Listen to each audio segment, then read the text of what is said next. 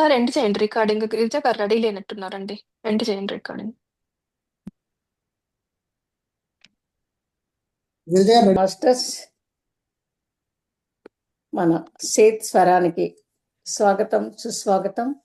ఇక్కడున్న మాస్టర్లందరికీ నా హృదయపూర్వక ధన్యవాదాలు తెలుపుకుంటూ, యాస్ట్రల్ మాస్టర్స్ అందరినీ మన ప్లాట్ఫామ్ మీదకి ఇన్వైట్ చేసుకుంటూ, ముందు మనం ఒక 5 నిమిషాలు ధ్యానం చేసుకుందాం. మాస్టర్స్ ఎంతో చక్కటి విజ్ఞానవంతమైనటువంటి సాహిత్యాన్ని మనకు మాధవరావు సార్ గారు అందించినందుకు వారికి కృతజ్ఞతలు తెలుపుకుంటూ, మీ అందరికీ నమస్మాంజాలు తెలుపుకుంటూ హాయిగా శ్వాస మీద ధ్యాస నుంచి ధ్యానం చేద్దాం. మాస్టర్స్ ప్రశాంతంగా ప్రేమతో ఉచ్ఛ్వాస నిశ్వాసాలను గమనిస్తూ, అవి మన ఆంతర్యంలో చేస్తున్న ఆ సవ్వడులను గమనిస్తూ హాయిగా రిలాక్స్ అయిపోతాం. మాస్టర్స్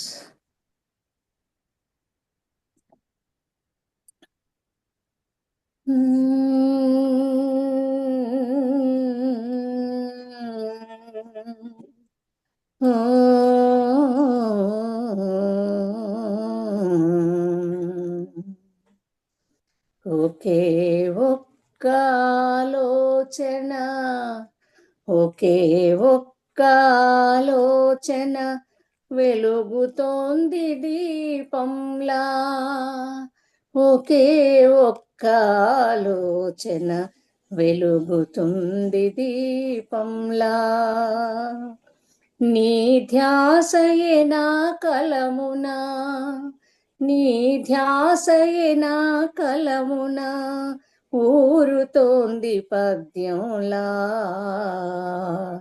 ఒకే ఒక్క ఆలోచన వెలుగుతోంది దీపంలా. నీ ధ్యాసయే నా కలమున ఊరుతోంది పద్యంలా. నేలతోటి తులసికున్న, నేలతోటి తులసికున్న అనుబంధమే మాయ ఎలా. గాలినలా శుభ్రపరచ, గాలినలా శుభ్రపరచ బ్రతుకుతోంది వేదంలా. గాలినలా శుభ్రపరచ బ్రతుకుతోంది వేదంలా. నేర్చుకునే ముచ్చటలో, నేర్చుకునే ముచ్చటలే తప్పులెన్ని జరిగినవో దిద్దుకోగయి నేనే, దిద్దుకోగయి నేనే నలుగుతోంది కుసుమంలా. అమ్మతనపు అద్దంలా, అమ్మతనపు అద్దంలా ఉండుటయే ప్రేమౌనే. మమకారపు వాసనయే మరుగుతోంది రాగంలా. తీరని వేదన జతలో, తీరని వేదన జతలో ముగిసెను జన్మలు ఎన్నో. కోర్కెల నిధి అయి మనసే పొంగుతోంది సంద్రంలా. కోర్కెల నిధి అయి మనసే పొంగుతోంది సంద్రంలా. మరులకు రెక్కలు తొడిగే పనిలో భావన చెలియే, మరులకు రెక్కలు తొడిగే పనిలో భావన చెలియే. కన్నుల మాటున హృదయే, కన్నుల మాటున హృదయే నవ్వుతోంది గగనంలా. మై మరపే కానుకగా, మై మరపే కానుకగా ఎందుకనో మాధవా. మై మరపే కానుకగా ఎందుకనో మాధవ నీ సన్నిధి చేరుదారి, నీ సన్నిధి చేరుదారి మిగులుతోంది మౌనంలా. నీ సన్నిధి చేరుదారి మిగులుతోంది మౌనంలా. ఆ మౌనంలోని ఆత్మానందాన్ని అనుభూతి చెందండి మాస్టర్. చెందుతూ ఉండండి. హాయిగా శ్వాస మీద ధ్యాసనుంచండి. తప్పు తెలిసి దిద్దుకోగా, తప్పు తెలిసి దిద్దుకోగా బలమిచ్చును సహనలక్ష్మి. తప్పు తెలిసి దిద్దుకోగా బలమిచ్చును సహనలక్ష్మి. విజయానికి పట్టుగొమ్మై తోడుండును సహనలక్ష్మి. విజయానికి పట్టుగొమ్మై తోడుండును సహనలక్ష్మి.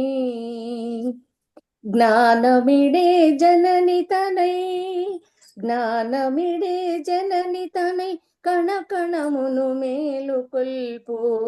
ఓటమెంటిరా చిలుకను ఓదార్చును సహనలక్ష్మి. పట్టుదలకు ప్రాణమోది వెన్ను తట్టు ధీరమతిరో.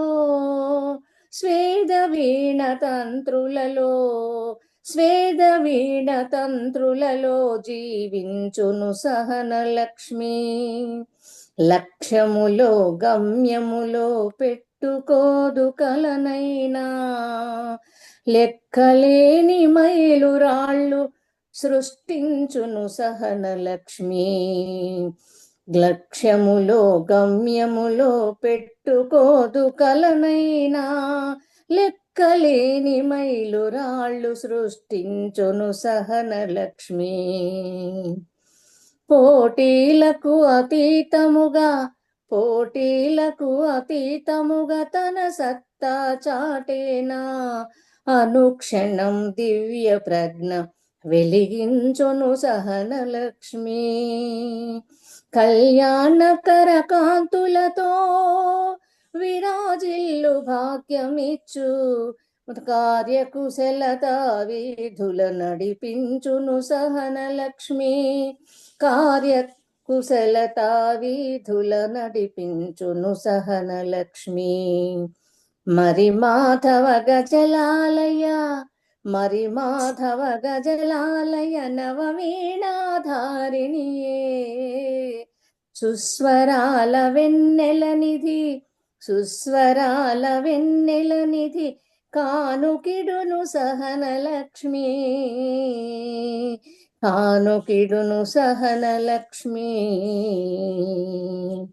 అందుకే మనందరం ఇవాళ నుంచి ఆ సహనలక్ష్మిని మన వెన్నుదన్నుగా ఉంచుకుంటూ ఆ సహనలక్ష్మి బాటలో మనం ప్రయాణిద్దాం masters. Thank you, thank you, thank you. Okay masters,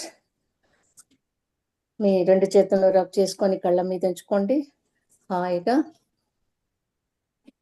5 4 3 2 1 0. చిరునవ్వుతో మీ చేతులను విప్పార్చి కరదర్శనం చేయండి masters. Thank you, thank you, thank you. జై ఆత్మ ప్రణం. ఓకే అండి, thank you madam, Girija madam. Thank you. అందరికీ స్వాగతం శ్వేత స్వరంలోకి. మరి మనం ఇప్పుడు 3వ అధ్యాయంలో ఉన్నాం. ఇందులో 30వ పేజీ. నా పని మరి నన్ను తమలోకి తీసుకువెళ్ళే వాస్తవికత యొక్క ఆ కొలతలు. అయితే ఇప్పుడు మనకి సహనలక్ష్మి అనేటువంటి ఒక గజల్ని వినిపించారు కదా గిరిజా మేడము. అది చాలా రీసెంట్ గా రాయబడింది. సో 9వ లక్ష్మి సహనలక్ష్మి. అష్టలక్ష్మిలే మనకు తెలుసు. సో సేత్ గారు మనకి ఇప్పుడు సహనలక్ష్మిని ఇచ్చారు. సో సేత్ని వినటానికి కూడా ఎంతో సహనం కావాలి, శ్రద్ధ కావాలి. షిరిడి సాయిబాబా చెప్పినట్టుగా శ్రద్ధ, సహనం ఆ యొక్క 2 కానుకలే ఆయనకి, ఆ 2 రూపాయలే మనం అర్పించాల్సింది. కాబట్టి శ్రద్ధావాన్ లభతే జ్ఞానం. ఇందులో మీకులాగే నాకు స్నేహితులు ఉన్నారు. కాకపోతే మాది చిరకాల మైత్రి. మేము అనుభవించే వాస్తవికత మీ దానికి భిన్నంగా ఉంటుంది. మీ భాషలో చెప్పాలంటే మేము పొందిన ఆ భూతకాలపు అస్తిత్వాలు, అంటే ఆ పాత నేనులన్నీ మా ఎరుకలో ఉన్నాయి. మేము అంతర్బుద్ధిని ఉపయోగిస్తాం. కాబట్టి కావాలనుకున్నా మేము ఒకరి నుంచి మరొకరు దాచుకోగలిగేది ఏమీ ఉండదు. సొంతం వ్యక్తిగతం లాంటివి ఏమీ లేకుండా అంతా బట్టబయలుగా ఉంటుంది. కానీ ఇప్పుడు మీ ఆలోచనలు రహస్యంగా లేవనే విషయం ఖచ్చితంగా చెప్పగలను. మీ కుటుంబానికి, మీ స్నేహితులకు, దురదృష్టవశాత్తు మీ శత్రువులకు కూడా మీ ఆలోచనలు స్పష్టంగా తెలుస్తుంటాయి. కాకపోతే ఆ ఎరుక మీకు లేదు. ఇది చాలా గందరగోళంగా అనిపిస్తుంది, కానీ ఇందులో ఉన్న ఒక వాస్తవాన్ని చెప్పాలి. ఏంటంటే, ఇప్పుడు సొంతం వ్యక్తిగతం లాంటివేమీ లేకుండా అంతా బట్టబయలుగా ఉంటుంది ఆ లోకంలో వాళ్ళ మధ్య అంటే, మరి ఎంత స్వచ్ఛమైనటువంటి, ఎంత ఉన్నత స్థాయికి చెందినటువంటి ఆలోచన విధానం ఉంటే ఒకళ్ళదొకళ్ళకి తెలిసినప్పుడు ఎలాంటి సమస్యలు ఉండవు. అదే మన లోపల అనేక భావాలు, ఎదుటి వాళ్ళ మీద ఉండేటువంటి నెగిటివ్ సెన్సెస్ కనుక ఉన్నట్లయితే అవి ఎన్ని కష్టాలు తెస్తాయి. సో అక్కడ అసలు ఆ నెగిటివ్ కానీ వేరే రకంగా ఆలోచించడం కానీ ఉండదని మనం గ్రహించాలి. అలాగే ఇక్కడ ఇప్పుడు మీ ఆలోచనలు రహస్యంగా లేవనే విషయం మీకు ఖచ్చితంగా చెప్పగలను. మన ఆలోచనలన్నీ మన శత్రువులకి, స్నేహితులకి, అందరికీ కూడా పరిచయం అయి ఉంటాయి, ఎరుకలో ఉంటాయట. ఆ విషయం మనకే తెలియదట. అంటే మనం ఏమనుకుంటున్నామో కూడా వాళ్ళకి తెలుసు, అయినా వాళ్ళు తెలిసినట్టుగా ఉండరు, మనము తెలిసినట్టుగా ఉండము. అంచేత మనకి స్పష్టత, ఎరుక లేనందువల్ల అలా ఆగిపోతాం మనం. దీని అర్థం మాలో ప్రతి వాళ్ళం మరొకరికి తెరిచిన పుస్తకంలా ఉంటామని కాదు. నిజానికి సరిగ్గా పూర్తి వ్యతిరేకంగా ఉంటాం. అంటే ఏంటనమాట, తెరిచిన పుస్తకంలా ఉండడం అంటే పూర్తి స్పష్టత, అన్ని బట్టబయలుగా ఉంటామని ఇందాక చెప్పారు. కానీ ఇక్కడ తెరిచిన పుస్తకంలా ఉంటామని కాదు, దానికి వ్యతిరేకంగా అంటున్నారు. అంటే ఏంటనమాట, వాళ్ళల్లో కూడా తెరవబడిన భాగాలు కొన్ని ఉంటాయి, కానీ కొన్ని భాగాలు బాగా చక్కగా స్పష్టంగా ఉంటాయని. మానసిక సంప్రదాయం, మానసిక మర్యాద అనేవి మాకు ఉంటాయి.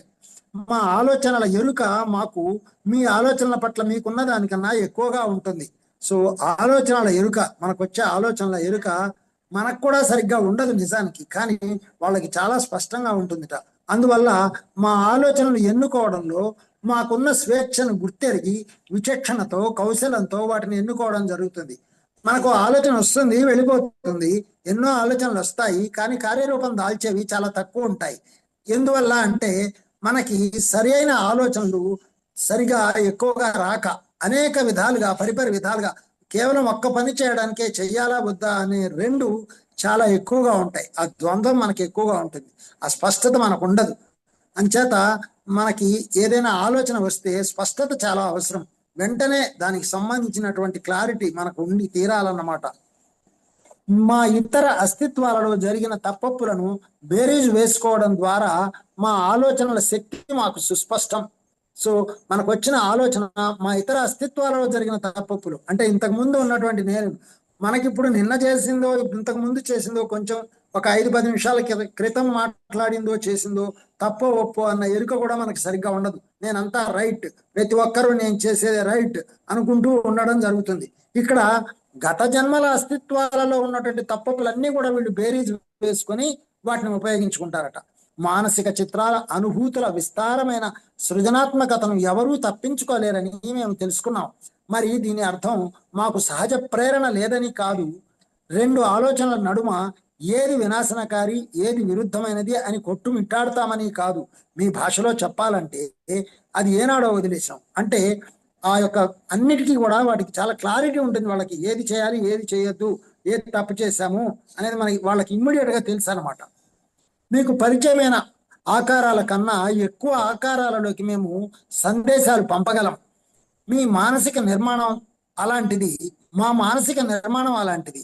మీకు ఎప్పుడో మర్చిపోయిన మీ చిన్ననాటి స్నేహితుడు తారసపడ్డాడు అనుకోండి, మీ ఇరువురి నడుమ ఉమ్మడి భావనలు ఏవి లేవనుకోండి, అయినా మీ అధ్యాపకుల, పాత సహా విద్యార్థుల గురించి మాట్లాడుకుంటూ ఒక మధ్యాహ్నం గడపగలరు, ఒక సంబంధం అలా ఏర్పరచుకోగలరు. ఇప్పుడు మన పాత స్నేహితులు, చిన్నప్పటి స్నేహితులు మనకు కలిస్తే చాలా విషయాలు గుర్తుకు రావు, ఏవో కొన్ని మాత్రమే గుర్తొస్తాయి, వాటిని మాత్రమే మనం మాట్లాడుకుంటాం. కానీ మరి అదే నాకు గనక తారసపడితే ప్రస్తుతపు నేనుకి అతనికి నడుమ ఎలాంటి ఉమ్మడి భావనలు లేకపోయినా పాత జీవితంలోని ఒక నిర్దిష్టమైన అనుభవాన్ని పురస్కరించుకొని అతనితో మీకన్నా మెరుగైన సంబంధం ఏర్పరచుకోగలను. అంటే ఏంటనమాట, ఇప్పుడు మనం అనుకుంటూ ఉంటాం సాధారణంగా మిమ్మల్ని ఎక్కడో చూసినట్టుంది అనేంత వరకు వెళ్తాం కొందరి విషయంలో. కానీ వాళ్ళకేంటనమాట, ఏ జన్మలో ఆ సంబంధం ముందు ఎక్కడ చూసినట్టుంది కాదు. ఏ జన్మలో మీరు మిత్రులో శత్రువులో అవి తెలిసి వాటిని గుర్తు చేసుకొని తిరిగి వాటిని సవరించుకునేటువంటి ప్లస్ మాట్లాడుకునేటువంటి ఎరుక వాళ్ళకు ఉంటుందన్నమాట. సో అలాగా ఒక నిర్దిష్టమైన అనుభవాన్ని పురస్కరించుకొని అతనితో మీకన్నా మెరుగైన సంబంధం ఏర్పరచుకోగలను. ఉదాహరణకి మేము ఇరువురం 14వ శతాబ్దంలోని పూర్తి భిన్నమైన వ్యక్తులమని మా ఇరువురికి తెలిసిన, చూడండి ఉదాహరణ చెప్పాడు. ఏంటి అసలు ఒక 5-6 శతాబ్దాలుగానే వాళ్ళు కలుసుకోలేదు. ఇన్ని వందల సంవత్సరాల తర్వాత కలుసుకున్నప్పటికీ అప్పటి జన్మ యొక్క ఎరుక అప్పుడేంటి వాళ్ళు అనేది వాళ్ళకి బాగా స్పష్టంగా తెలిసి ఆయన మాట్లాడగలరు. ఆ కాలపు అనుభవాల్ని ఎంతో చక్కగా చర్చించుకోగలం. మనకి నిజానికి నిన్న చేసిన పనే గుర్తుండడం కష్టం. మరి చూడండి ఎంత ఎరుక ఉందో. అయితే మిమ్మల్ని ఊహించుకోమన్న ఒక గతాన్ని గుర్తు చేసుకొని ఎలా సంబంధం ఏర్పరచుకుంటారో సరిగ్గా అలాగే. సో మనం ఒకసారి గట్టిగా గతంలోకి వెళితే కొంచెం ఈ జన్మకు సంబంధించినవి గుర్తు చేసుకోవచ్చు. ధ్యానం వలన మనం గత జన్మల్లోకి, నియరెస్ట్ జన్మల్లోకి 20 జన్మల్లోకో 10 జన్మల్లోకో 5 జన్మల్లోకో 2 జన్మల్లోకో వెళతాం. కానీ ఇక్కడ కొన్ని శతాబ్దాల కిందికి వెళ్ళి కూడా కలుసుకొని మాట్లాడడం జరుగుతుందని చెప్తున్నారు. మా అస్తిత్వపు ఒక స్థాయిలో ఉమ్మడి పరిసరాలను పంచుకునే బహుళ కొలతల వ్యక్తిత్వాలుగా ఉంటూనే మేమే అన్న ఎరుకలో ఉంటాం. భూత భవిష్యత్ వర్తమానాలు నిజంగా లేనందువల్ల సరళమైన ఈ సారూప్యతతో ఇప్పటికి సరిపెడదాం. ఏంటనమాట, అన్ని శతాబ్దాలు గడిచినప్పటికీ అది గతము అని కాదు, మేము ఇప్పుడే కలుసుకున్నట్టుగా ఉంటాం. ఇదే ప్రస్తుతంలోనే ఉంటాం. ప్రస్తుతంలో ఉండి గతం గురించి కూడా మాట్లాడుకోగలం. సో అప్పటి నుంచి ఇప్పటి వరకు మాకంతా ప్రస్తుతమే, గతము లేదు భవిష్యత్తు లేదు, అంత ప్రస్తుతంలో ఉండడం జరుగుతుంది. ఎప్పుడో కలుసుకున్నా మనం ఆ జన్మలో అన్నట్టుగా మాట్లాడుకోవడం కాకుండా ఆ ఎరుకతో ఇప్పుడు పని చేయడం జరుగుతుంది. మనం అప్పుడు అలా చేసాం కాబట్టి దాన్ని ఇప్పుడు సవరించుకోవాలి, ఇలా చెయ్యాలి అనేటువంటి ఎరుక కలిగి ఉంటాం. మా అనుభవంలో మీకు పరిచయమైన కాల విభాగాలు లేవు. ఇక్కడ ముఖ్య విషయం చెప్పాలి ఏంటంటే, మనం ఏదో ఒక మాట అన్నాం ఎవరినో నిన్న, లేదా ఒకళ్ళు మన అన్నారు, దానికి మనం అన్నదానికి మనం సారీ చెప్పడానికి మనకి చాలా అడ్డొస్తుంది. తప్పు చేసి కూడా, తప్పు మాట్లాడి కూడా మన అహము అడ్డుపడుతుంది. సో ఇక్కడ అలాంటివి లేకుండా వాటన్నిటిని చెరిపేసుకోవడం, క్లీన్ చేసుకోవడం, ఆ స్పష్టతతోటి స్నేహ సంబంధాలను పెంచుకోవడం, శత్రుత్వాలను తీసేయడం జరుగుతుంది అనమాట. జన్మలుగా ఉన్నవన్నీ అసలు ధ్యానంలోకి వచ్చింది కూడా అందుకే. జన్మల శత్రుత్వాలన్నీ వెళ్ళిపోయి వదిలేసుకొని తీసేసి, తుడిచేసి, కాల్చేసి చక్కగా మైత్రీ భావన, విశ్వమైత్రీ భావనని మనం ఇక్కడ పెంపొందించుకోవడం జరుగుతుంది అనమాట. మాకు మీకన్నా ఎక్కువ మంది స్నేహితులు, సహచరులు ఉంటారు. అలా ఎందుకంటే గతంలో మేము ధరించిన అనేక శరీరాలతో ఏర్పడిన సంబంధాలు మా ఎరుకలో ఉంటాయి గనక.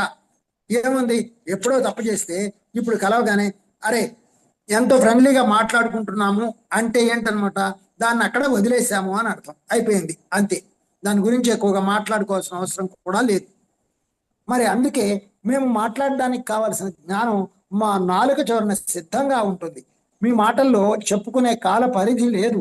అయితే మేము అక్కడి నుంచే ప్రత్యేక పరిస్థితుల్లో లభించిన చెరిగిపోని అనుభవాలను మా జ్ఞాపకాల్లో మోసుకొచ్చాం. సో దీని నుంచి మనం తెలుసుకోవాల్సింది ఏంటంటే, ముసిగేసుకొని పైన చిరునవ్వు పులుముకొని ఇక్కడ కౌగిలించుకోవాల్సిన అవసరం లేదు అనే విషయాన్ని తెలుసుకుంటే ఇవి ముందు జన్మలోకి క్యారీ ఫార్వర్డ్ కాకుండా ఉంటాయి ఆ ముసుగులు. మేము ఇతరుల నుంచి మా అనుభూతులను, ఆలోచనలను దాచాల్సిన అవసరం ఉందని అనుకోము. ఎందుకంటే చేతన వాస్తవికతల నడుమ ఉన్న పరస్పర సహకారాన్ని, అందులో మా పాత్రను తెలిసేసుకున్నాం కనుక మేము ఎల్లప్పుడూ కర్తవ్యోన్ముఖులమై ఉంటాం. ఎప్పుడైతే కలిసి పనిచేయాల్సిన అవసరం ఉందో, ఏదైనా డిఫరెన్సెస్ ఉంటే వాటిని అక్కడ తీసేసి ముందుకి కలుపుకొని వెళ్ళడం జరుగుతుంది. ఇప్పుడు ఉదాహరణకి ఆఫీసుల్లో ఒక ఆఫీసరు సబార్డినేటు ఇవాళ కొట్లాడుకున్నప్పటికీ, ఒక పని విషయంలో వాళ్ళు గొడవ పడ్డప్పటికీ వాళ్ళు రేపు మళ్ళీ కలిసి పని చేయాల్సి ఉంటుంది. కాబట్టి దాన్ని అక్కడ వదిలేస్తారు. కేవలం పని కోసం మాత్రమే వాళ్ళ అభిప్రాయ భేదాలు వస్తాయి. ఎందుకు అభిప్రాయ భేదాలు వస్తాయి? ఆ జ్ఞానం సరైనది లేకపోవడం వలన. ఒక్కొక్కసారి కింద ఉన్నటువంటి సబార్డినేట్ ఉన్న జ్ఞానం కూడా ఆఫీసర్కి ఒక్కొక్కసారి ఉండదు. వీడు చెప్పేదాన్ని ఈగో ఒప్పుకోదు. కానీ రేపు వాడు తెలుసుకున్న తర్వాత అరే నువ్వు చెప్పింది రైట్ అని అనగలిగే స్థితి కనుక ఉంటే ఆ జన్మలోనే అప్పుడే అది సాల్వ్ అయి అభివృద్ధి అనేది, ప్రగతి అనేది జరుగుతుంది అనమాట. సో ఆత్మపరంగా కూడా ఇలా జరగాలి అని తెలుసుకోవాలి మనం. ఆత్మలు అంటే ఇంతకంటే భిన్నమైనవా? మా శక్తిని వినియోగించడం, సంపూర్ణంగా మా అదుపులో ఉండడం, విరుద్ధ భావనలకు తావులేదు. మా శక్తిని వినియోగించడం సంపూర్ణంగా మా అదుపులో ఉండడం వల్ల విరుద్ధ భావనలకు తావులేదు. ఇప్పుడు మీరు గమనిస్తే మనకు ఎంతో మందికి జరుగుతూ ఉంటుంది. ఆ ఎరుక వెంటనే వస్తుంది, అరే మనం తప్పు మాట్లాడాము, సవరించుకోవాలి, వాళ్ళకి సారీ చెప్పాలి, మనం ఇలా ఉండకూడదు అనేటువంటి జ్ఞానాన్ని మన ఒక సాటి లేని వ్యక్తిగత లక్ష్య సాధన నిమిత్తం వినియోగిస్తాం. ఆ లక్ష్యాలే మా మానసిక అనుభవానికి మూలం. ఇక్కడ ఒక లక్ష్య సాధన కోసం పనిచేస్తున్నారు. ఇందాక మీరు విన్న గజల్లో అసలు లక్ష్యాలు గమ్యాలు కూడా ఉండవు, కేవలం పని చేస్తూ ఉండడమే ఉంటుంది. సహనం అనేది ఉంటే చాలు. ఆ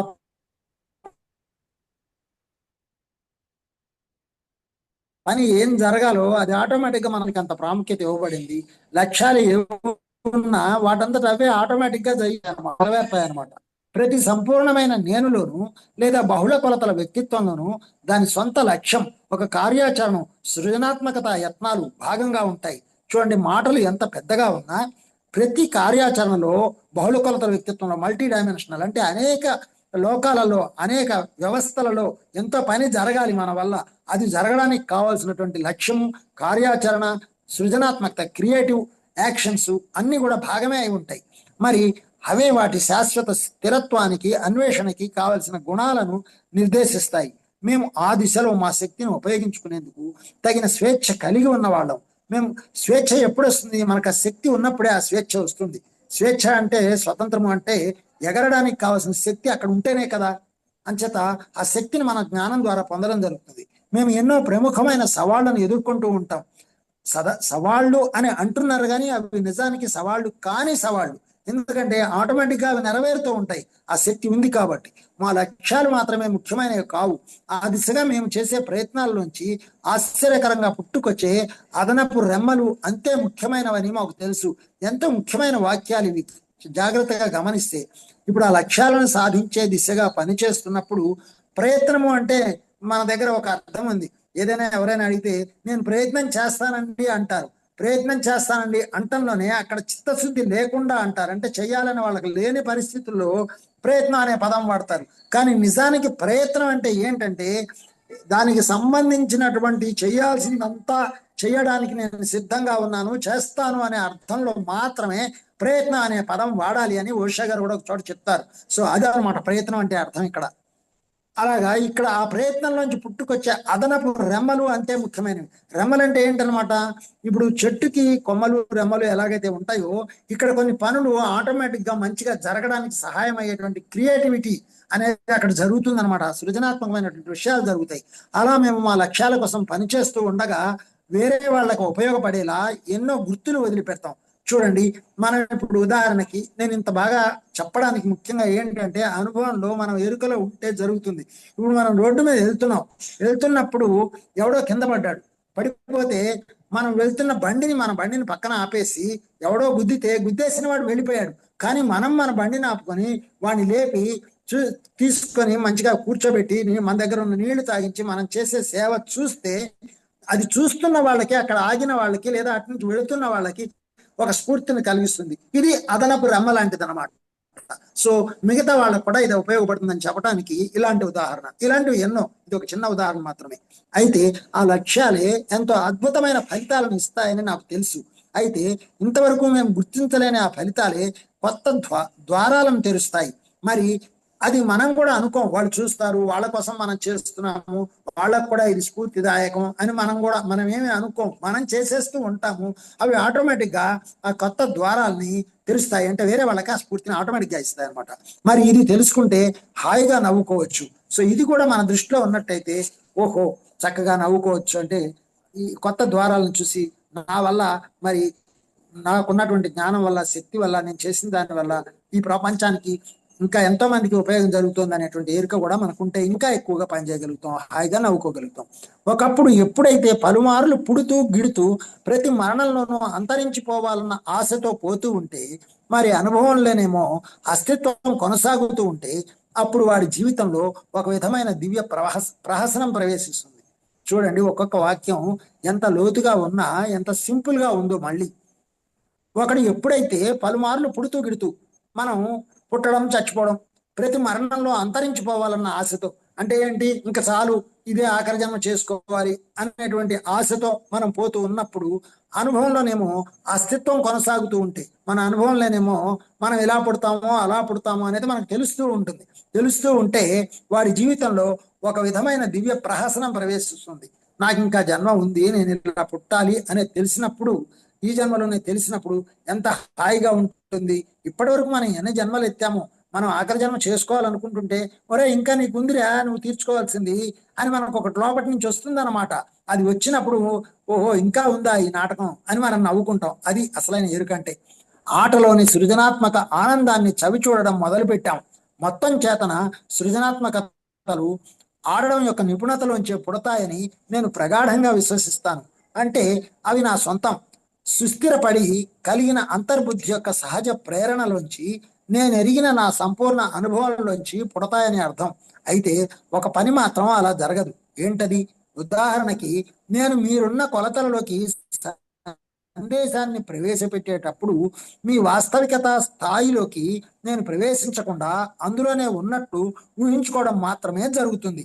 సో మనలోకి, మన వాస్తవ పరిస్థితిలోకి రాకుండానే వాళ్ళు ఊహించుకోవడం మాత్రమే జరుగుతుంది. మనకు కావాల్సిన సందేశాన్ని ప్రవేశపెట్టే శక్తిని కలిగి ఉంటారు. అదనమాట. అయితే నాకు ఇప్పుడు తెలిసింది గనక, అప్పుడే తెలిసి ఉంటే, చూడండి ఇది చాలా ముఖ్యమైన వాక్యం, ఇప్పుడు తెలిసింది అంటే ఇన్ని వేల సంవత్సరాల తర్వాత సూక్ష్మ స్థితిలో ఉన్నటువంటి తనకు తెలిసింది అప్పుడే తెలిసి ఉంటే, అంటే ఈ శరీరంతో ఉన్నప్పుడే తెలిసి ఉంటే గనక నా మరణాలన్నీ అద్భుత సాహసయాత్రలు అయి ఉండేవి. ఈ వాక్యం నుంచి ఎంత నేర్చుకోవాలంటే, నేను ఆలస్యం చేశానయ్యా తెలుసుకోవడానికి, మీరు ఆ ఎరుకను పొందడానికి ఆలస్యం చేయకండి. తెలిస్తే గనక మీరు ఎన్నిసార్లు చచ్చిపోవాలన్నా కూడా హాయిగా చచ్చిపోతారు, ఒక సాహస యాత్రలాగా చచ్చిపోతారు. ఓకే, నో ప్రాబ్లం అని చిటికలో చచ్చిపోయి మళ్ళీ కొత్తగా పుడతారు. అంటే ఏంటనమాట, ఇక్కడ ఇంకోటి ఉంది తెలుసుకోవాల్సింది ఆంతరంగికంగా. చిటికలో చచ్చిపోయి మళ్ళీ పుట్టడం అంటే ఏంటంటే, ఈ శరీరంలోనే, ఈ క్షణంలోనే బుద్ధిపరంగా, జ్ఞానపరంగా కొత్తగా పుట్టడం, ఎదగడం, అదనమాట జరగాల్సింది. అలా ఎన్నోసార్లు మనం కొత్తగా పుడుతున్న సంగతి మనకు ఎరుకలో ఉండాలి. మీరు ఒక ప్రక్క జీవితాన్ని ఎంతో గంభీరంగా తీసుకుంటారు, మరో ప్రక్క ఒక ఆటగోలుగా తీసుకుంటారు. చూడండి ఇది కూడా అంతే. ఏంటంటే ఒకవైపు ఇక్కడ ఈ శరీరంతో, ఈ మనసుతో ఆడుకుంటూనే, మనము కావలసిన ఈ శరీరానికి పెడుతూనే, ఆడుతూనే, పాడుతూనే ఎంజాయ్ చేస్తున్న మనస్సు ఒక పక్క ఉండగానే, ఇంకో పక్క గంభీరంగా ఆ మనస్సులో లోతుల్లోకి వెళ్ళి ధ్యానపరంగా, ఆత్మపరంగా ఎదుగుతాము అనే విషయాన్ని అర్థం చేసుకోవాలి. మేము ఉన్నతమైన, అంటే ఇది ఎలా అర్థం చేసుకుంటాం, మనం ఇప్పుడు మనకి ఇష్టమైన మిఠాయి తింటూ ఉంటాము, అలాగే మనకి ఇష్టమైన చోటికి వెళ్తూ ఉంటాము, మన బంధువులతోటి, స్నేహితులతోటి, వీళ్ళందరితోటి కలిసిమెలిసి ఆడుతూ ఉంటాము, పాడుతూ ఉంటాం, తిరుగుతుంటాం. అదే సమయంలో మళ్ళీ మనలో మనం వెళ్ళి ఒక పక్కన ఉంటాం, మన లోపల, మన మనస్సులో. అది ఆధ్యాత్మికంగా ఎదగడం. ఒకే సమయంలో మేము ఉన్నతమైన సహజ ప్రేరణలోంచి పుట్టిన ఆటలాగా దాన్ని ఆనందిస్తాం.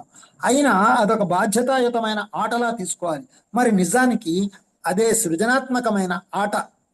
ఉదాహరణకి, మేము మా చేతన యొక్క గమనంతో ఆడతాం, దానిని ఎంత దూరం పంపగలమో చూస్తాం. మా సొంత చేతనల ఉత్పత్తులు, వాస్తవికత యొక్క కొలతలు మమ్మల్ని అబ్బురపరుస్తుంటాయి. ఇక్కడ మీకు నేను రాస్తున్న దాని గురించే మీకు వివరణిస్తాను, తర్వాత మనం చేసే సహజమైనటువంటి చిన్న చిన్న పనుల ద్వారా కూడా వివరణిస్తాను. ఇప్పుడు నేను ఈ సహనలక్ష్మి అనే దాన్ని రాసే ముందర దాదాపు ఒక 7-8 గంటలు ఆగాను నేను ఇది రాయడానికి. మొట్టమొదటి అది విజయలక్ష్మిగా వినిపిస్తోంది. విజయలక్ష్మిగా వినిపిస్తే నాకు ఎందుకో నచ్చడం లేదు. 4 లైన్లు రాసి ఆగిపోయి దీనికి సంబంధించింది ఏదో కావాలి అని ఆగిపోతే, ఇప్పుడు నేను ఏం చేస్తున్నాను అనమాట, నా భావాలతో నేను ఆడుకుంటున్నాను. ఇక్కడ నేను గజల్ కోసం ఎంతైతే ఆడుకుంటున్నానో అంతకంటే ఎక్కువగా ఆత్మపరంగా ఆడుకుంటున్నాను అనే విషయం కూడా ఎరుకలోకి రావడం వల్ల ఆ సహన లక్ష్మి అనేది వచ్చింది. ఇప్పుడు 9వ లక్ష్మి క్రియేట్ అయిందా కొత్తగా.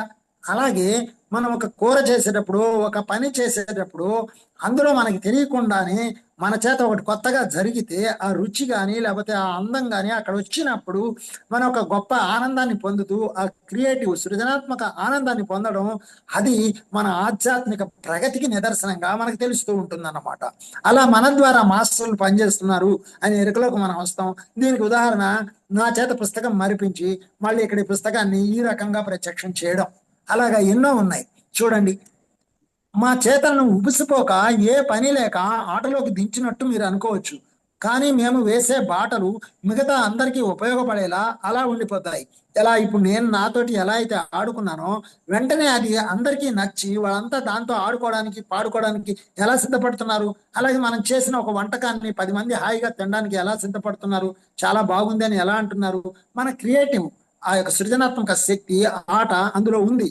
అదనమాట ఆటలో మనం తీసుకున్నప్పుడే అది మిగతా వాళ్ళకి ఆనందాన్ని ఇచ్చి మళ్ళీ గుర్తుపెట్టుకునేలా మళ్ళీ అడిగేలా చేస్తుంది. మా వెనకే వచ్చే వారికి మేము వదిలి వెళ్ళే సందేశాలు మానసిక సంకేత సూచికల్లా ఉపయోగపడతాయి. సో ఆ రకంగా మాస్టర్స్ పనిచేస్తూ ఉంటారు మన ద్వారా. మేము అత్యున్నత లక్ష్య సాధన కోసం పనిచేస్తుంటాం. ఆట యొక్క సృజనాత్మకతను అర్థం చేసుకుని ఉపయోగిస్తాం. దానిని మా కార్య సాధనకు ఒక పద్ధతిగానే కాకుండా అదే ఒక ఆశ్చర్యకరమైన సృజనాత్మకత యత్నంగా చూడగలుగుతాం. అయితే నేను నా అధ్యాపక వృత్తిలో భాగంగా దేశాలు తిరిగి ప్రసంగాలు ఇచ్చే ఒక ఆచార్యుడిగా ఎన్నో వ్యక్తిత్వాల కొలతల్లోకి ప్రయాణిస్తుంటాను. ఈ పోలిక కేవలం ఇంతవరకే.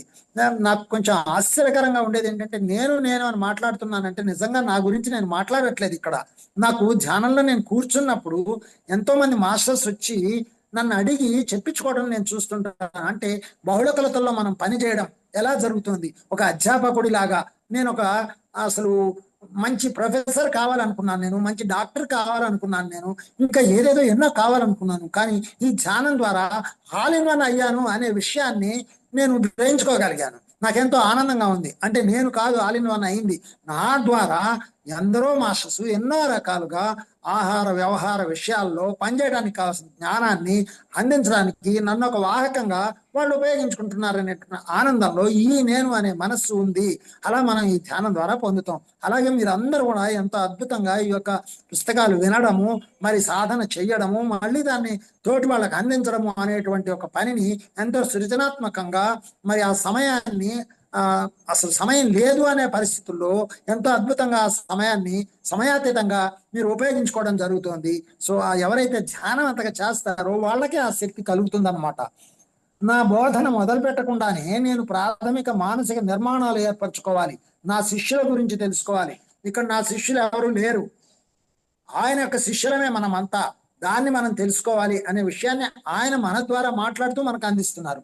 నా శిష్యులకు ఏ సంకేతాలు అర్థమవుతాయో, వారి ఆలోచన విధానం ఏమిటో, ఏ ప్రత్యేక వాస్తవికత వ్యవస్థలో వారు పనిచేస్తున్నారో వీటి గురించిన ఖచ్చితమైన అవగాహన నాకు ఉండాలి.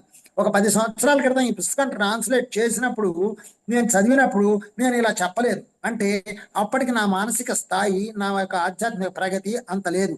ఇప్పుడు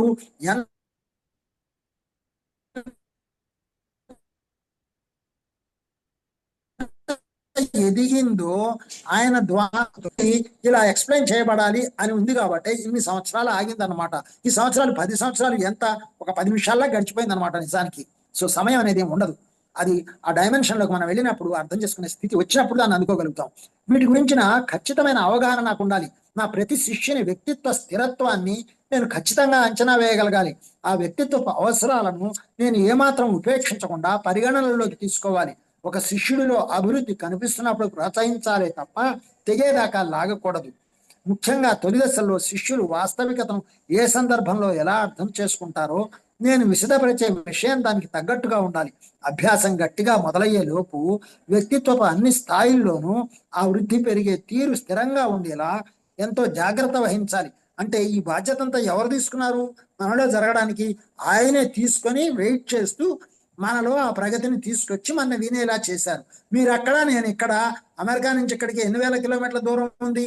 మరి ఇక్కడ దూరం వెళ్ళిపోయినట్టే కదా. ఇప్పుడు మనం పక్క నుండి చదువుకునేటువంటి స్థితిని, అలాగే సమయాన్ని, దూరాన్ని, సమయాన్ని, ఈ రెండింటిని కూడా, కాలము మరి దూరము రెండు కూడా వెళ్ళిపోయాయి. ఇక్కడ ఆ లెక్కలు లేవు. ఆ శక్తి వచ్చినప్పుడు ఆటోమేటిక్గా ఆ ప్రగతికి సంబంధించిన సహాయం వాళ్ళ ద్వారా మనలో జరుగుతుంది అనమాట. అయితే ప్రారంభంలో నేను అక్కడ లేకుండానే నేను చెప్పే విషయాలు అందించబడతాయి. చూసేందుకు ఇది ఒక విస్మయం కలిగించే క్రొత్త జ్ఞానంలా అనిపిస్తుంది. ఇప్పుడు ఇక్కడ సేతు గారు లేకుండానే ఆ జ్ఞానాన్ని మనకు అందిస్తున్నారు కదా.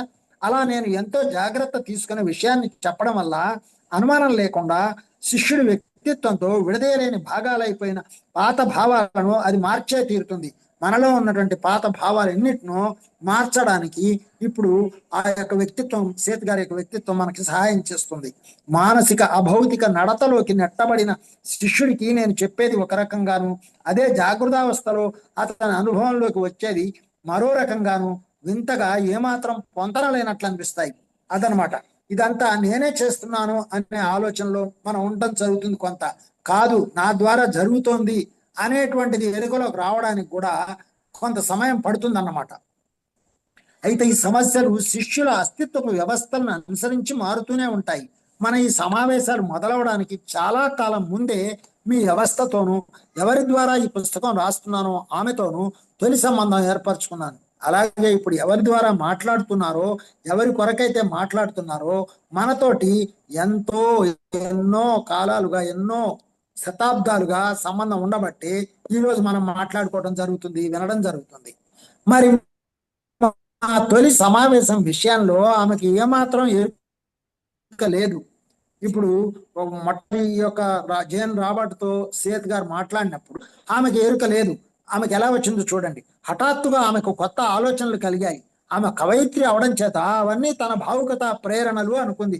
నాలాగే ఇక్కడ ఇదంతా నా సొంతం, నేనే రాస్తున్నాను అనేది మొదట్లో ఉంటుంది. తర్వాత బాబోయ్ ఇది నాది కాదరనే వాళ్ళు నా ద్వారా పనిచేస్తూ రాయించుకుంటున్నారు, ఆయన జస్ట్ అన్ ఇన్స్ట్రుమెంట్, నా మనస్సుని ఒక ఇన్స్ట్రుమెంట్ గా చేసి నా ద్వారా మాట్లాడుతున్నారు అనే విషయాన్ని మనం గ్రహింపులోకి తెచ్చుకుంటాం.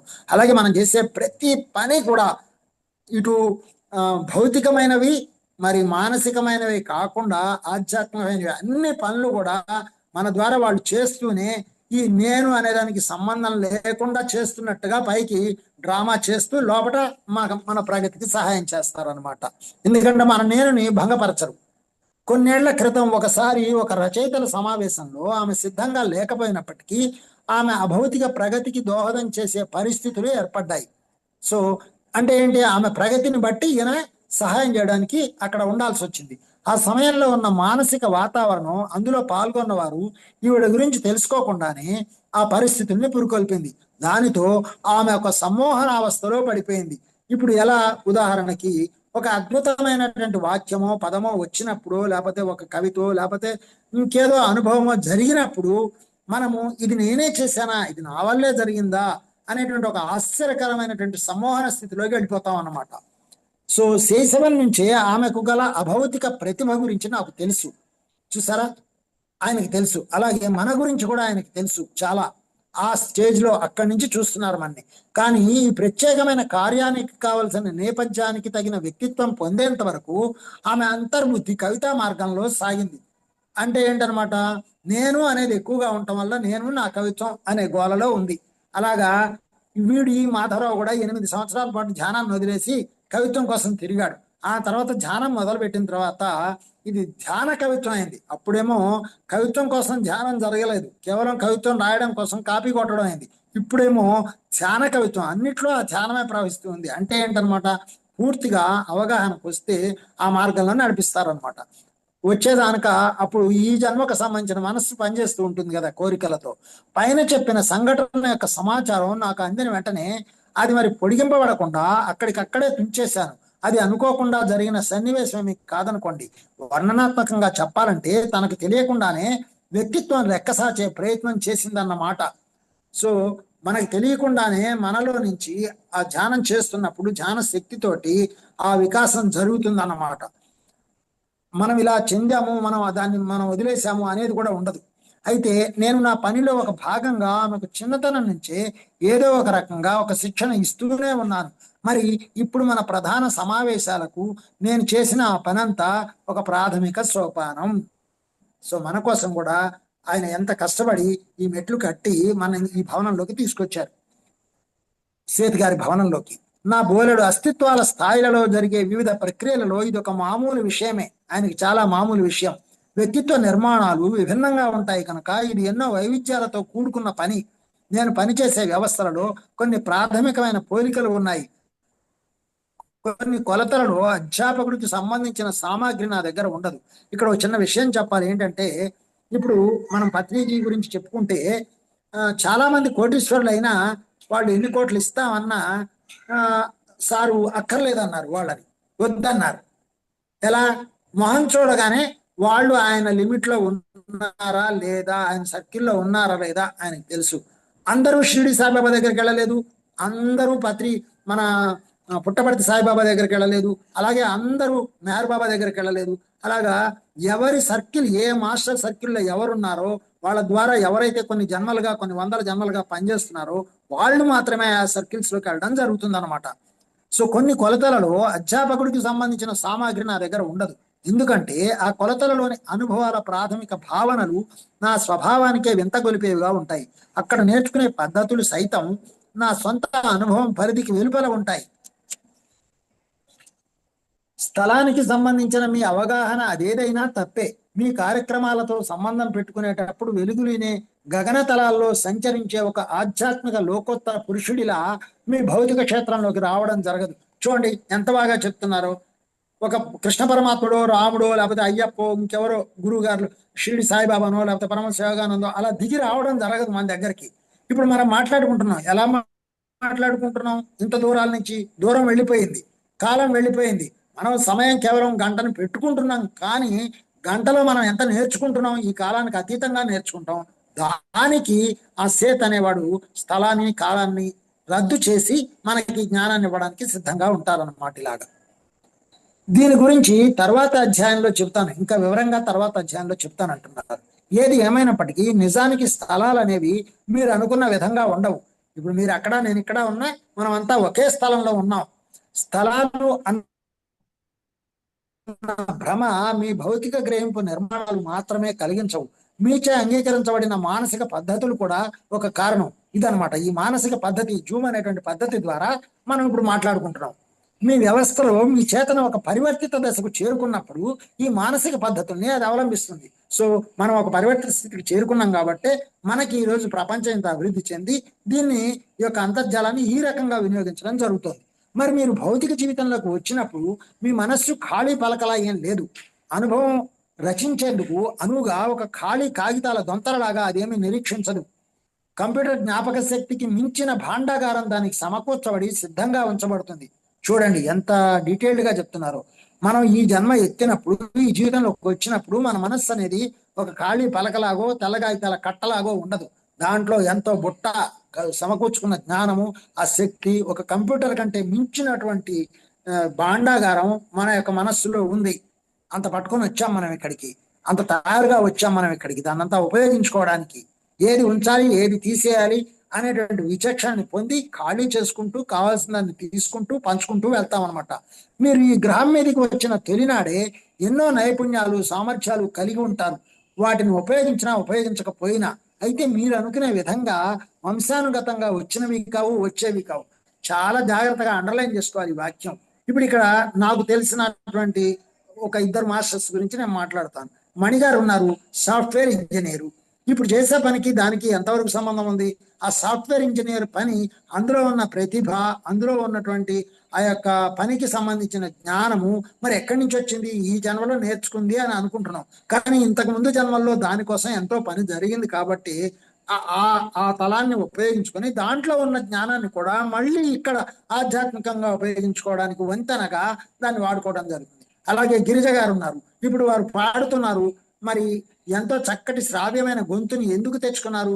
పూర్వజన్మల్లో పాడాలనే కోరికతో ఎన్నో పాడి ఇప్పుడు ఆ జ్ఞానపరంగా ఎదిగి ఆ రెండింటినీ మళ్ళీ ఒకదానికొకటి వంతెనగా చేసుకొని ఇక్కడ మాట్లాడడం. అలా ఎన్నో బహుముఖీనంగా, అంటే ఇదే మల్టీ డైమెన్షనల్ అంటే ఇదే.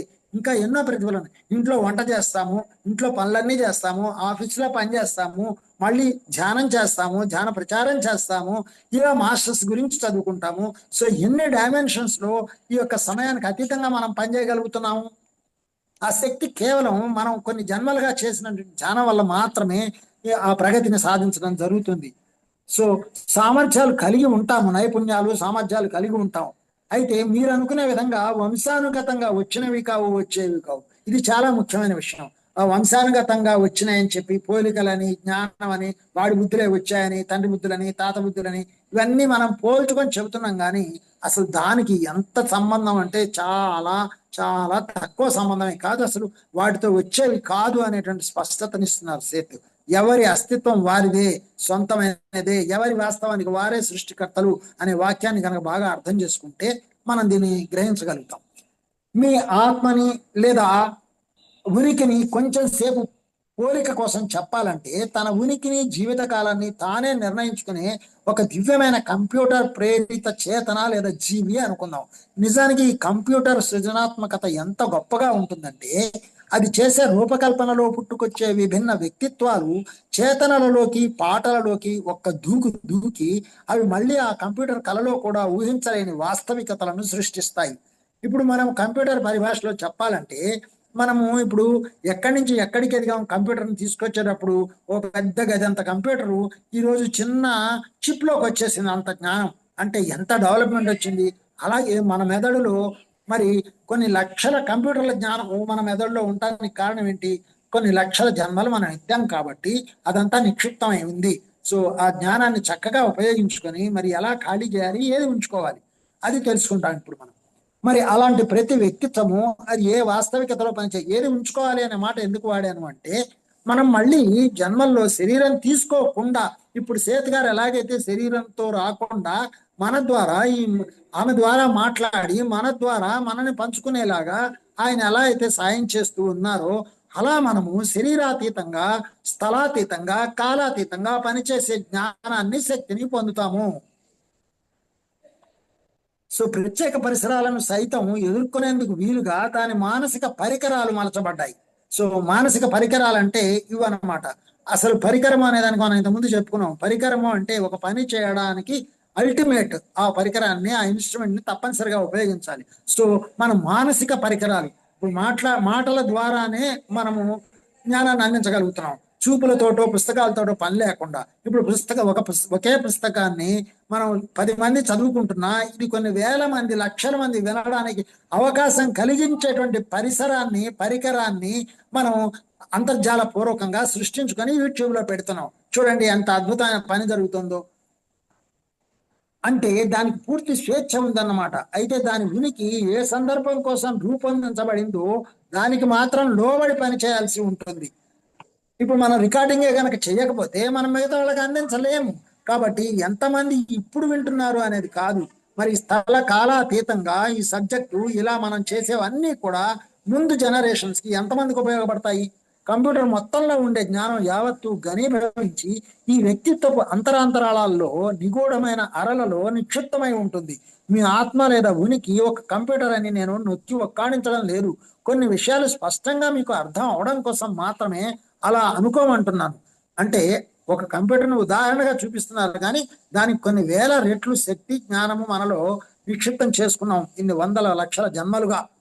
ఈ పరిసరాల్లో అంటే మీ విషయంలో భౌతిక వాస్తవికతలో కొత్త రకమైన ఏ ఉనికినైనా పొందే సామర్థ్యం ప్రతి వ్యక్తిత్వానికి ఉంటుంది. అంతేకాకుండా దాని సొంత చేతన నాణ్యతను సృజనాత్మకంగా పెంచగలుగుతుంది కూడా. అలా చేయడంలో దానికి తెలిసిన వాస్తవికత హద్దులను చెరిపివేయగల ఒక ప్రత్యేకతతో కూడిన వ్యవస్థను కూడా రూపొందించగలుగుతుంది. అంటే కావాలంటే తీసేయడం, చెరిపేసేయడం, కావాలంటే కొత్త తీసుకోవడం చేసేంత శక్తిని మన మెదడుకి ఎలా అయితే ఉందో దాన్ని మనము ఇన్స్ట్రుమెంటల్ గా పరికరాలలో కూడా తీసుకొచ్చి మనం వాడుకుంటున్నాం ఈరోజు.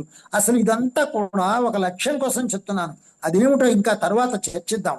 మరి ఆ విషయంలో ఇక్కడ నా పరిసరాల గురించి ఇంకా స్పష్టంగా చెప్పే ముందే మీకు దీని గురించి నేను పనిచేసే ఇతర వాస్తవికత వ్యవస్థల గురించి ఇంకా వివరంగా చెప్పాల్సి ఉంది. నా పరిసరాలకు మీ పరిసరాలకు మధ్య ఖాళీ జాగా అనేది లేదు. అంటే మనలను విడదీసే భౌతికమైన ఎల్లలు లేవు. చూసారా, ఇప్పుడు మనతోటే మమేకమై ఉన్నాను అంటే మీరందరూ ఇది మాట్లాడుకుంటున్నారు అంటే మీతో నేనున్నాను. మన మధ్య ఎలాంటి ఖాళీ లేదు.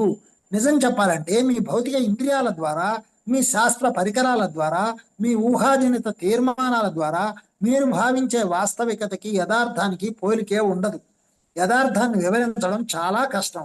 ఇంత చెప్పినా ఇంకా మనకి అందనటువంటి యథార్థం చాలా, సత్యం చాలా ఉంది. ఈ ఉదాహరణలన్నీ కేవలం మీరున్న 3 కొలతల అవగాహనకి పనికొచ్చేవి మాత్రమే. ఈ అక్షరాలు కానీ, ఈ యొక్క సమయం కానీ, ఈ ఇన్స్ట్రుమెంట్స్ కానీ, ఈ అంతర్జాలం కానీ ఇవన్నీ మన కొలతలకి పరిమితమై ఉన్నవే. ఈ పరిమితిలోనే మనకు అర్థమయ్యేలా చెబుతున్నారు. దీనికి మించి ఇంకా వాస్తవం చాలా ఉంది, అది మనకు తెలుస్తుంది. మీ గ్రహ వ్యవస్థ కాలము, స్థలములలో ఏకకాలంలో ఉంటుంది. మీకు మీ దృష్టిలో కానీ మీ పరిసరాల్లోంచి కానీ కనపడుతోంది అని మీరు అనుకునే విశ్వంలో పాలపుంతలు, నక్షత్రాలు, గ్రహాలు వేరువేరు దూరాల్లో ఉన్నట్లు అనిపిస్తాయి. ఇంద్రియాలు, విశ్వం అలా కనిపించేలా మిమ్మల్ని రూపొందించాము. చూసారా, మనని పుట్టించింది, మన అలా తయారు చేసింది కూడా వీళ్ళే. మీ 3 కొలతల వాస్తవికతలోకి జొరబడే సంఘటనలకు మీరిచ్చుకునే వ్యాఖ్యానమే ఈ మీ విశ్వం.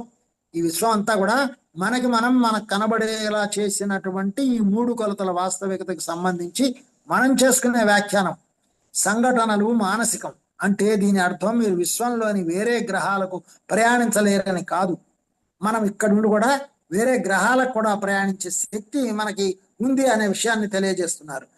మేజాబల్లకి దాని సొంతమైన గట్టిదనపు లక్షణాలు లేకపోయినప్పటికీ దాని మీద పుస్తకాలు, గ్లాసులు, పళ్ళు ఉంచడానికి ఉపయోగించలేము అంటే ఎలా అర్థం లేదో ఇది అంతే. ఇది చాలా జాగ్రత్తగా గమనించాలి. ఇప్పుడు నిజానికి మన ఎదురుగా ఉన్న టేబుల్ మీద మనం పుస్తకాలు, మరి సెల్ ఫోను, గ్లాసులు, ఇంకా ఎన్నో వస్తువులను పెడుతున్నాం. కానీ నిజానికి ఆ మేజాబల్లకి వాస్తవికత లేదు, అది చాలా సొంతమైన గట్టిదనం లేదు అని అంటున్నారు ఆయన. అంటే ఏంటనమాట, ఆ టేబుల్ని మనం ఏ సమయంలోనైనా ఎలాగైనా మార్చొచ్చు, అది విరిగిపోవచ్చు, లేకపోతే పేలిపోవచ్చు, ఏమైనా జరగచ్చు, మెత్తగా దూదిలా బూడిదలా తయారవచ్చు. అంత మాత్రం చేత అసలు అది మనం చూడడానికి కనిపించే ఒక వస్తువు. మనము మన పరిధి, మన దృష్టి, ఆలోచన, నేను అనే దాంట్లో ఉన్నప్పుడు ఇవి గట్టిగా కనబడతాయి. లేకపోతే ఇవన్నీ కూడా కంప్లీట్ జీరో, శూన్య స్థితిలో ఉండేవి, కాలంలో కలిసిపోయేవి, మాయకి సంబంధించిన పదార్థాలు మాత్రమే. అంత మాత్రం చేత ఇవి మరి ఈ టేబుల్ మీద పెట్టుకోవడానికి పనికిరాదనే పనికొస్తాయి, ఎందుకంటే మనం ఆ పరిధిలో ఉన్నాం కాబట్టి అనేది. మరి ఇది అంతే అని చెప్తున్నారు. ఆ జ్ఞానాన్ని గుర్తుంచుకోండి. నేను మీ వ్యవస్థలోకి ప్రవేశించేటప్పుడు కొన్ని మానసిక అభౌతిక సంఘటనల గుండా ప్రయాణించడం జరుగుతుంది. మానసిక అభౌతిక సంఘటనల గుండా ప్రయాణించడం జరుగుతుంది. అభౌతిక అంటే భౌతికంగా లేనటువంటివి, దానిలో నుంచి ఆ సంఘటనల గుండా ప్రయాణించడం జరుగుతుంది. అంటే మన ఎదురుగా ఉండవు, భౌతికంగా మన కంటికి కనబడవు, కానీ ఆ సంఘటనల నుంచి వాళ్ళు ప్రయాణిస్తారు. మీరు ఈ సంఘటనలను స్థలంతోనూ కాలంతోనూ ముడిపెడతారు. నా భాష కన్నా మీ భాషని నేను ఉపయోగించాలి కనుక నేను తరచుగా అదే వాడతాను. సో వారి భాష, సంకేతాల భాష కూడా మనకు అర్థం కాదు కాబట్టి మన భాషలోనే మనకి చెప్పడానికి ప్రయత్నం చేస్తారు. అందుకనే చాలా విషయాలు మన భాషకి అందవు. మన అనుభవంలో, ధ్యానంలో కానీ మామూలుగా కానీ మన అనుభవంలో వచ్చేవన్నీ ఏ భాషలోకో మాటల్లోకి పెట్టడానికి రాదు. నేను ఎంతగా ప్రేమిస్తున్నానంటే అని చెబితే ఎవరికి అర్థమవుతుంది? నాకు నీ మీద ఎంత కోపం ఉందంటే అని చెబితే మాటల్లో ఎలా అర్థమవుతుంది? అలా అన్నమాట. ఒక చిన్న ఉదాహరణకి, వేర్లుగా పాతుకుపోయిన భావనలు అంటే మీలో సిద్ధంగా రూపుదాల్చి ఉన్న వాస్తవికతకు సంబంధించిన ఆలోచనలు మరియు మీ ఉనికికి చెందిన ఆలోచనలకు పునాదిగా నిలిచిన ఆ ఒప్పందాలు. ఉదాహరణకి స్థలం, కాలం అనేవి వేర్లుగా పాతుకుపోయిన భావనలు కదా. మన లోపట మనకి స్థలము, కాలం అనేవి మన భావాలు. గంటలో ఎంత పని చేస్తాం, ఎప్పుడు మనం గడియారం చూసుకుంటూనే పని చేయాలి కదా ఇక్కడ. అలాగే స్థలం ప్రతి వాస్తవికత వ్యవస్థకి. ఇప్పుడు మనం మామూలుగా ఇక్కడి నుంచి అమెరికాకి వెళ్ళాలన్నా, అమెరికా నుంచి ఇండియాకి రావాలన్నా మనం కొంత డబ్బు ఖర్చు పెట్టి, కొంత సమయం ఖర్చు పెట్టి, మరి ఒక వ్యవస్థని వాడుకొని మనం దాని ద్వారా ప్రయాణించి రావాలి. కానీ మరి అభౌతిక పరిస్థితుల్లో అయితే, అంటే భౌతికంగా లేనటువంటి పరిస్థితుల్లో అయితే, మానసికంగా అయితే, ఆధ్యాత్మికంగా అయితే మనం ఎక్కడికి కావాలి అంటే అక్కడికి 3వ నేత్రం ద్వారా ప్రయాణించి తెలుసుకోగలం, చూడగలం కదా. అలాంటప్పుడు ఏదైతే అవసరమో అదే చెయ్యొచ్చు కదా. మరి ఇది దానికి ఉపయోగపడుతుంది. అలా చేయడానికి సొంత ఒప్పందాల సముదాయం ఒకటి ఉంటుంది. నేను మీ వ్యవస్థలోకి సందేశాలు పంపాలంటే అది ఏ వేర్లూనిన భావనల పునాదితో ఉందో అర్థం చేసుకొని ఉపయోగించుకోవాలి. అంటే మీరు ఎక్కడున్నారో తెలుసుకొని మీ వ్యవస్థలోకి నేను దాన్ని ఎలా ప్రవేశపెట్టాలి. అందుకని మన 3 డైమెన్షనల్లో ఈ యొక్క పుస్తక రూపంలో చదువుకోవడానికి వీలుగా ఒక అధ్యాపకుడిగా ఆయన అందించారు. అలా అర్థం చేసుకొని ఉపయోగించుకోవడం నా పనిలో ఒక భాగం. ఇదంతా ఆయన పనిలో భాగం, మనకు అర్థమయ్యేలా చేసి ఉపయోగపడటం. అలాంటి చాలా వ్యవస్థల్లో నేను ఇదివరకే అస్తిత్వం పొంది ఉన్నవాడిని అవడం వల్ల ఆ పనికి సంబంధించిన ప్రాథమిక శిక్షణ నాలో సిద్ధంగా ఉంటుంది. సో ఆయన అంత సిద్ధంగా ఉండబట్టే 10 సంవత్సరాల క్రితం ఈ పుస్తకాన్ని రాయించి ఎంతో మందికి అందించి, మరి ఎంతో మంది చదివి ఏం పొందారో తెలియదు.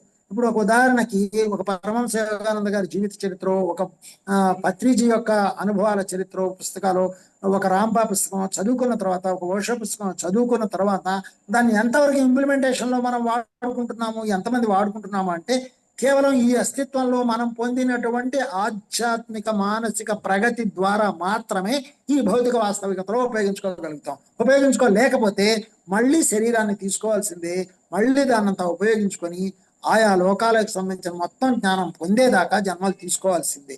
అదన్నమాట సంగతి. సో ఇప్పుడు ఇంకా 3 నిమిషాలు ఉంది 9కి. సమయాన్ని చూసుకొని ఆపాలిగా మనం మళ్ళీ ఇక్కడ. అందుకని అందరికీ ధన్యవాదాలు.